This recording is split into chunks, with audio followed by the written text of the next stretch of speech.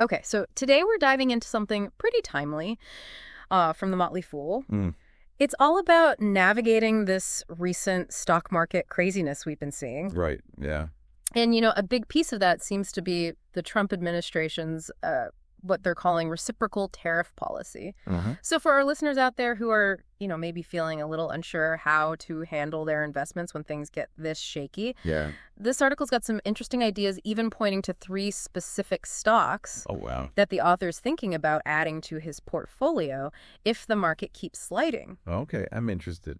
So our mission today is to really get inside the author's head with these potential buys, figure out what's driving these choices, and see if we can pull out some, useful nuggets of wisdom that you can use when you're thinking about your own investments when the market's being all unpredictable like this. Yeah, makes sense. So the article we're looking at is from The Motley Fool. It was published on April 8th, 2025. It's called Stock Market Crash: 3 Top Stocks I Plan to Load Up On If the Market Meltdown Continues. Catchy title. It is, yeah. And the author is Matt DeLallo. Right. So let's jump right into it. What's the overall market situation that the author's describing here? Well, he's talking about a major sell-off that's hit the market. And, the big thing he's pointing to as the cause of all this volatility is that reciprocal tariff policy from the Trump administration. Yeah, tariffs causing market swings. We've seen that story before. Right, exactly. But it sounds like the author kind of saw this coming. He did. Yeah, he mentions that he's been strategically building up a cash position over the past couple of years. Smart. Yeah, anticipating that the market might take a downturn, and, that gave him some protection during this recent sell-off. Sure. But even more importantly, it means he's got cash on hand that he can now use to buy up some potentially good deals. Okay, so he's got cash ready to go. What's the plan? Just jump back into the market with everything he's got? Well, no, not exactly. He's being pretty measured about it. He's saying he's going to put some of that cash to work this week, but he's also keeping a good chunk in reserve. Makes sense. Yeah, and he's putting together a shopping list of really solid companies that he'd love to own if the prices drop even further. So that's a good takeaway right there. Definitely. Don't go all in right away. Keep some powder dry. Exactly. Okay, so let's get specific. What's the first stock on his list? So the first one he mentions is Berkshire Hathaway. Oh, Berkshire Hathaway. Big name. Yeah. Ticker symbol BRK.B. BRK.B. All right. Why does he think that's a smart play in a downturn? Well, he calls Berkshire Hathaway a wealth-creating machine. Okay. I like the sound of that. Yeah. And his main reasoning is that it's super diversified. They own and operate a ton of great businesses across all kinds of different sectors, and they've got this huge portfolio of stocks in other publicly traded companies. So it's kind of like this giant holding company with all these different parts working together. Exactly. And all those holdings generate a really strong and consistent flow of cash that Berkshire can then use to invest strategically. Right. And speaking of cash, the article mentions a crazy amount of cash that they're sitting on. Oh, yeah. It's massive. Yeah. At the end of the fourth quarter, they had a record $334 billion in cash. $334 billion. Wow. Yeah. And they built that up through their earnings from all their different businesses, plus the dividends they get from their investments. Oh. And even by making some adjustments to their stock portfolio. Okay, so I got to ask, how does having that much cash help when the market's down? That's a really good question, and I think this is where it gets interesting for understanding investment strategy. Right. So first off, that huge pile of cash gives Berkshire a ton of flexibility. It's like a safety net, right, so they can ride out a potential recession without being in a bad spot financially. Okay, that makes sense. But maybe even more importantly, it puts them in a great position to grab up some really good deals when the market's down. Right. When other companies are struggling or when good companies are suddenly undervalued, Berkshire can swoop in and buy them up or increase their stake in them. So they're basically waiting for the right moment to pounce. Exactly. And historically, they've used times like this to make some big investments that have paid off big time in the long run. So for our listener, the takeaway here is that companies with a lot of cash on hand, they can be really powerful players when things get tough. Absolutely. It's like having a war chest when everyone else is scrambling for resources. That's a great analogy. Okay, so what's the next company on the author's list? The second pick is Alphabet. Alphabet, the parent company of Google. Right. They trade under the tickers GOG and GOGL. Okay, GOG and GOGL. Got it. Yeah. And what does the author like about them? Well, he sees Alphabet as a really strong tech leader, and one thing that makes them interesting right now is that their stock price has already dropped a lot, almost 30% during the sell-off. 30%, wow. That'll get your attention. Yeah, so it's not just that they're a good company, but you can potentially buy them at a much better price now. I see. So it's like a sale on a really good product. Yes. Exactly. Yeah. And when you look at their financials, they're incredibly solid. At the end of last year, they had over $110 billion in cash equivalents, and marketable securities. Wow. Okay, so they're not exactly hurting for cash. Nope. And on top of that, their debt is pretty low, less than $12 billion. So that gives them a really nice cushion. That's a strong foundation for sure. And it's not just about the cash they have on hand, right? Their core businesses are still bringing in a ton of money. Oh, yeah, absolutely. The article highlights that their main revenue sources, like search cloud services and YouTube, they generate tons of free cash flow.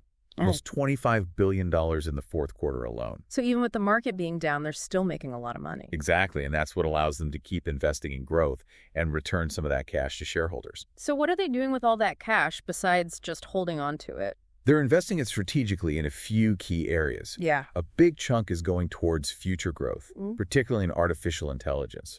AI, right? The hot topic these days. Yeah, the author points out that they're putting a lot of resources into becoming a leader in AI. Makes sense. It's definitely the future. And they also recently agreed to buy this cloud security company called Wiz for a whopping $32 billion in cash. Wow, so they're putting their money where their mouth is. Yeah, it shows they're serious about building up their cloud computing offerings. Makes sense. And then there's the whole share buyback thing, right? Yeah, they use some of their cash to buy back their own stock. So just to clarify for our listeners, share repurchases, that's when a company buys back its own shares. Right. And that can have the effect of increasing the earnings per share and potentially boosting the stock price over time. Exactly.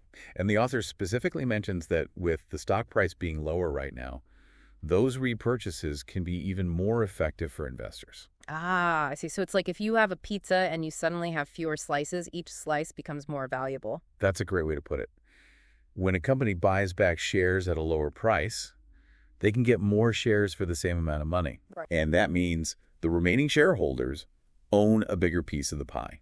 That makes sense. So for our listener, it's important to understand how these big tech companies manage their money. They're investing in cutting-edge stuff like AI, they're making strategic acquisitions, and they're returning value to shareholders through buybacks. Right. All of that gives you a clearer picture of their potential, even when the market's going through a rough patch. Exactly. Okay, so 2 potentially good picks so far. What's a third one on the author's radar? The third one is Brookfield Infrastructure. Okay, Brookfield Infrastructure, and their ticker symbols are? BIPC and BIP. BIPC and BIP. All right. So what is Brookfield Infrastructure? They're a global company that invests in essential infrastructure assets. Okay, so like roads, bridges, that sort of thing. Yeah, things like utilities, energy pipelines, transportation stuff like ports and railroads, and even data infrastructure like cell towers and data centers. So basically the stuff that keeps our society running. Why would this be a good investment during a market downturn, especially one that's partly caused by tariffs? Well, the main appeal of Brookfield Infrastructure is that their businesses tend to generate really stable and predictable cash flow. And that cash flow usually comes from long-term contracts, and a lot of their operations are under government-regulated rate structures. Okay, so they're not as affected by the ups and downs of the economy. Right. They're more insulated from those big swings. Makes sense. And the article also mentions something called their capital recycling strategy. Oh, yeah, that's interesting. What is that? So imagine they own an old toll road that's been bringing in steady income for years. Okay. They might sell that asset to someone who's looking for a safe, low-growth investment, and then they take that money and reinvest it in something newer with higher growth potential like fiber optic networks or renewable energy projects. So they're constantly shifting their portfolio to find the best opportunities? Exactly. And that active management is a big part of how they grow. And the article specifically connects Brookfield to the tariff situation, right? How could those policies actually help them? That's right. So Brookfield has been focusing their new investments on 3 big global trends: decarbonization, digitalization, and deglobalization. Okay, let's break those down. Decarbonization, that's moving towards cleaner energy, right? Exactly. Digitalization, that's all about our increasing reliance on technology Right. and deglobalization. Deglobalization is the idea that the world is moving away from this hyper-connected global economy and becoming more regionalized. So like more emphasis on local production and supply chains. Exactly. And the author suggests that the Trump administration's tariff policy could actually speed up that process of deglobalization. Interesting. Yeah, as countries become more focused on doing things domestically, that could really benefit Brookfield's investments in things like transportation within those regions, and maybe even in domestic energy and data infrastructure as countries try to become more self-reliant. So the tariffs, while they're causing a lot of anxiety in the market, they might actually create some good opportunities for a company like Brookfield because of how they're positioned. Right. It's kind of counterintuitive, but it makes sense when you think about it. It does, and it highlights something really important. You know, sometimes you have to look beyond the immediate negative reactions to these big events and think about the longer-term effects that might play out. Absolutely. Because there might be some unexpected winners in the mix. Right. So for our listener, you know, it's a good reminder to think critically about how these global shifts can create opportunities in unexpected places. Definitely. Okay, so we've gone through the author's 3 stock picks and the reasoning behind each one. What's the big picture investment philosophy that ties all of this together? Well, the central theme is that market downturns can be a good time to buy high-quality companies. Right. It's the old saying, buy low, sell high. Exactly. The author's point is that when the market corrects itself like this, it creates opportunities to buy great companies at lower prices than you normally would. And the hope is that those companies will recover and grow in value over time. Right. But this strategy depends on having the patience and the cash on hand to actually take advantage of those opportunities. Yeah, and that's why the author was strategically building up his cash reserves. It's all about being prepared. Exactly. So the goal is to own pieces of strong companies that can weather the storm and come out stronger on the other side. Okay, let's wrap this up for our listener. What are the key takeaways from this Motley Fool article? So the article argues that in a market sell-off driven by tariffs, Right? there are a few reasons why Berkshire Hathaway, Alphabet, and Brookfield Infrastructure might be good investments to consider. Berkshire Hathaway has a ton of cash, which gives them stability and the ability to buy up other companies when they're cheap. Okay. Alphabet is in a strong financial position. They're investing heavily in future growth areas like AI, and they're buying back their own stock. Right. And Brookfield Infrastructure is focused on trends like deglobalization, which could actually benefit from the tariffs. Interesting. So the overall message is that even though market volatility can be scary, it can also create opportunities to buy good companies at a discount. That's a good point. It's all about having a long-term perspective and a smart investment strategy. Exactly.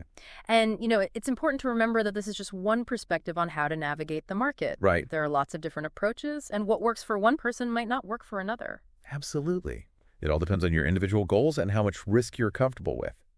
So here's something for our listener to think about beyond the infrastructure sector.